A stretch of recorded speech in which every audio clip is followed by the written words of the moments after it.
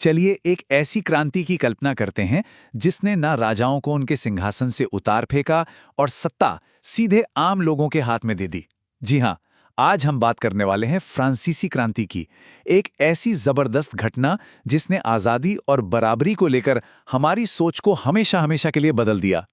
तारीख थी 14 जुलाई 1789। जगह पेरिस। हवा में ना डर घुला हुआ था और अफवाहों का बाजार गर्म था। हर तरफ यही बात हो रही थी कि राजा की सेना अपने ही लोगों पर, नागरिकों पर गोली चलाने वाली है। और इसी खौफ के बीच हजारों आम लोगों ने तय किया कि बस अब बहुत हुआ। उन्होंने लड़ने का फैसला कर लिया। तो सवाल ये उठता है कि आखिर हालात इतने खराब हुए कैसे? मतलब ऐसी क्या नौबत आ गई कि एक पूरी की पूरी कौम अपने ही राजा के खिलाफ उठ खड़ी हुई? चलिए इस कहानी की परतें खोलते हैं और समझते हैं कि फ्रांस इस मोड़ तक आखिर पहुंचा कैसे। तो आज की हमारी इस चर्चा में सबसे पहले हम देखेंगे कि क्रांति से ठीक पहले फ्रांस के हालात कैसे थे। फिर हम जनता के विद्रोह की कहानी जानेंगे, उस ऐतिहासिक अधिकारों की घोषणा को समझेंगे जिसने दुनिया को एक नई दिशा दी। इसके बाद आतंक के उस खौफनाक दौर पर भी नजर डालेंगे और आखिर में इस क्रांति ने हमें विरासत में क्या दिया, उसे परखेंगे। देखिए, हर बड़ी आग के पीछे ना कोई चिंगारी तो होती ही है। तो चलिए पहले उस बारूद को समझते हैं जो आंसियां रेजिम यानी फ्रांस की उस पुरानी राजशाही व्यवस्था के अंदर दशकों से जमा हो रहा था। वो बस एक चिंगारी का इंतजार कर रहा था। जरा 18वीं सदी के फ्रांस की कल्पना कीजिए। उस वक्त समाज ना मोटे तौर पर 3 हिस्सों में बटा था, जिन्हें एस्टेट्स कहते थे। एक तरफ थे पादरी और कुलीन लोग, मतलब मुश्किल से 3% आबादी, लेकिन देश की 1/3 से ज्यादा जमीन और सारे के सारे विशेषाधिकार इनके पास थे। और सबसे बड़ी बात, ये कोई टैक्स नहीं देते थे। और दूसरी तरफ थी बाकी की 97% जनता, किसान, मजदूर, व्यापारी, सब। और देश चलाने के लिए जो 100% टैक्स का बोझ था ना, वो इन्हीं के कंधों पर था। मतलब कितना ज्यादा असंतुलन था इस व्यवस्था में। ये आंकड़ा देखिए, ये अपने आप में ही पूरी कहानी कह देता है। सोचिए, देश की लगभग पूरी की पूरी आबादी और उनके पास कोई सियासी ताकत नहीं, उनकी आवाज सुनने वाला कोई नहीं। वो थे तो बस काम करने और टैक्स चुकाने के लिए। और अब इस पर नजर डालिए, ये उस समय के जबरदस्त अन्याय को साफ साफ दिखाता है। मतलब जिनकी आबादी सबसे ज्यादा थी, जिनके पास साधन सबसे कम थे, सारा का सारा टैक्स वही चुका रहे थे। और वो अमीर ताकतवर कुलीन लोग और पादरी, एक पैसा भी टैक्स नहीं। उस जमाने के एक कार्टून में इस हालत को खूबी दिखाया गया था। उसमें कहा गया था कि कुलीन व्यक्ति वो मकड़ा है और किसान मक्खी। ये दिखाता है कि आम लोग कैसा महसूस करते थे, बिल्कुल एक मक्खी की तरह जो मकड़ी के जाल में फंस गई है और अमीर लोग उनका खून चूस रहे हैं। तो एक तरफ तो ये सामाजिक अन्याय था और ऊपर से देश आर्थिक तौर पर भी कंगाल हो रहा था। सालों तक चली लड़ाइयों और शाही परिवार की फिजूल खर्ची ने फ्रांस पर 12 अरब लिव्रे का, जो उस समय की करेंसी थी, एक भारी भरकम कर्ज चढ़ा दिया था। अब सवाल था कि यह कर्ज चुकाया कैसे जाए। जवाब एक बार फिर वही, आम जनता पर और ज्यादा टैक्स लगा दो। तो अब हम कहानी के उस मोड़ पर पहुंचते हैं जहां सालों से जो गुस्सा अंदर ही अंदर सुलग रहा था, वो आखिरकार एक विद्रोह की आग बनकर भड़क उठा।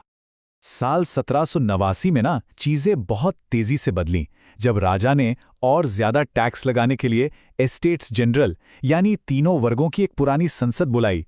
तो तीसरे एस्टेट ने साफ कह दिया, बस अब और नहीं। उन्होंने खुद को ही देश की असली आवाज यानी नेशनल असेंबली घोषित कर दिया। फिर उन्होंने पास के ही एक टेनिस कोर्ट में कसम खाई कि वो फ्रांस के लिए एक नया संविधान लिखकर रहेंगे। और जब राजा ने उन्हें रोकने की कोशिश की, तो पेरिस की गुस्साई जनता ने सीधा बैस्टील के किले पर धावा बोल दिया, जो उस वक्त शाही जुल्म का सबसे बड़ा निशान माना जाता था। लेकिन ये क्रांति सिर्फ तोड़-फोड़ और हिंसा तक ही सीमित नहीं थी। ये नए नए विचारों को जन्म देने के बारे में भी थी। इसने अधिकारों और सरकार को लेकर ऐसे विचार दुनिया के सामने रखे जिन्होंने आने वाली कई सदियों की शक्ल तय कर दी। और फिर आया एक ऐसा दस्तावेज जिसने सचमुच दुनिया को हिलाकर रख दिया, मनुष्य और नागरिक के अधिकारों की घोषणा।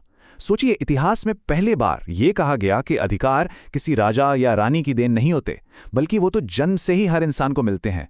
आज़ादी, बराबरी और अपनी बात कहने की आज़ादी, ये वो विचार थे जो उस जमाने के लिए अविश्वसनीय रूप से क्रांतिकारी थे। और यही विचार आज दुनिया भर के लोकतंत्रों की नींव में हैं। मगर क्रांति का रास्ता ना बिल्कुल भी सीधा नहीं था। अगले 10 साल तो फ्रांस के लिए भारी उथल-पुथल वाले रहे। देश पहले बना संवैधानिक राजतंत्र, जहां राजा की ताकत कम कर दी गई। फिर राजशाही पूरी तरह खत्म हो गई और फ्रांस एक गणतंत्र बन गया। यहां तक कि राजा को गिलोटीन पर चढ़ा दिया गया। और इसी पूरी अराजकता और खून खराबे के बीच से एक नया तानाशाह उभरकर सामने आया, नेपोलियन बोनापार्ट। चलिए अब हम क्रांति के सबसे स्याह, सबसे काले अध्याय की ओर बढ़ते हैं। एक ऐसा वक्त जब आज़ादी के नाम पर ही हजारों लोगों को बेरहमी से मौत के घाट उतार दिया गया। इस दौर को इतिहास में आतंक का राज या रेन ऑफ टेरर के नाम से जाना जाता है। और इस खूनी दौर का सबसे बड़ा प्रतीक था गिलोटीन। कहा तो गया था कि यह मौत देने का एक तेज और मानवीय तरीका है, लेकिन बहुत जल्द ये क्रांति के दुश्मनों को, या बस जिन पर शक भी होता था, उन्हें हमेशा के लिए चुप कराने का एक भयानक हथियार बन गया था। इसका वो गिरता हुआ ब्लेड आतंक का दूसरा नाम बन गया था। आतंक के इस राज के केंद्र में ना दो बिल्कुल अलग अलग विचार आपस में टकरा रहे थे। एक तरफ थे मैक्सिमिलियन रोबेस्पियर जैसे कट्टरपंथी नेता। उनका मानना था कि गणतंत्र को बचाने के लिए ये आतंक जरूरी है, ये एक तरह का तेज न्याय है। लेकिन दूसरी तरफ कैमिली डेस्मोलिन्स जैसे कई लोग थे जो सवाल उठा रहे थे कि क्या आज़ादी के नाम पर इतनी क्रूरता, इतना खून खराबा, क्या ये सही है? रोबेस्पियर की सरकार ने ना लोगों की जिंदगी के हर पहलू पर काबू पाने की कोशिश की। उन्होंने चीज़ों की कीमतें तय कर दी, खाने पीने की चीज़ों का राशन कर दिया, और यहां तक कि लोग एक दूसरे को कैसे बुलाएंगे ये भी बदल दिया। बराबरी को जबरदस्ती लागू करने के नाम पर चर्चों पर ताले लगा दिए गए। ये वाकई में कट्टरपंथ का एक चरम दौर था। इतने आतंक और इतनी अस्थिरता के बावजूद फ्रांसीसी क्रांति ने एक ऐसी विरासत छोड़ी जो आज भी हमारे साथ है। तो चलिए अब देखते हैं कि वो कौन से विचार थे जो हमेशा के लिए जिंदा रह गए। तो आतंक के राज के बाद फ्रांस में एक कमजोर सरकार आई, जिसे डायरेक्टरी कहा जाता था। देश में राजनीतिक अस्थिरता का माहौल था, और इसी का फायदा उठाया एक बहुत ही चालाक और महत्वाकांक्षी मिलिट्री जनरल नेपोलियन बोनापार्ट ने। उसने सत्ता पर कब्जा कर लिया और क्रांति से मिले गणतंत्र को खत्म करके खुद को फ्रांस का सम्राट घोषित कर दिया। हाँ, ये सच है कि क्रांति का अंत एक तानाशाही में हुआ, लेकिन इसने फ्रांस से राजशाही की जड़ें हमेशा के लिए उखाड़ फेंकी। पर इसकी सबसे बड़ी और सबसे स्थायी विरासत थे इसके विचार, स्वतंत्रता, समानता और बंधुत्व। ये सिर्फ नारे नहीं थे, ये एक नई दुनिया का वादा थे। और ये विचार कि असली ताकत किसी राजा में नहीं बल्कि जनता में होती है, इस एक विचार ने इतिहास को हमेशा के लिए बदल दिया। और इन विचारों की गूंज सिर्फ फ्रांस तक ही नहीं रही, इसकी लहरें दूर दूर तक गईं। भारत में, जो उस समय अंग्रेजी शासन के अधीन था, टीपू सुल्तान और राजा राम मोहन रॉय जैसे थिंकर्स आज़ादी और अधिकारों के नए विचारों से बहुत प्रभावित हुए। इसने सचमुच दुनिया भर के लोगों को अपनी आज़ादी के लिए लड़ने की हिम्मत दी। और आखिर में फ्रांसीसी क्रांति हमें एक बहुत ही मुश्किल सवाल के सामने लाकर खड़ा कर देती है। इसने दुनिया को यूनिवर्सल ह्यूमन राइट्स यानी सार्वभौमिक मानवाधिकारों का एक अनमोल तोहफा तो दिया, लेकिन इस तोहफे की कीमत थी हजारों लाखों जानें। तो सवाल यह है कि क्या महान आदर्शों को पाने के लिए चुकाई गई कोई भी कीमत सही है? ये एक ऐसा सवाल है जिसका जवाब शायद आज भी इतिहास ढूंढ रहा है।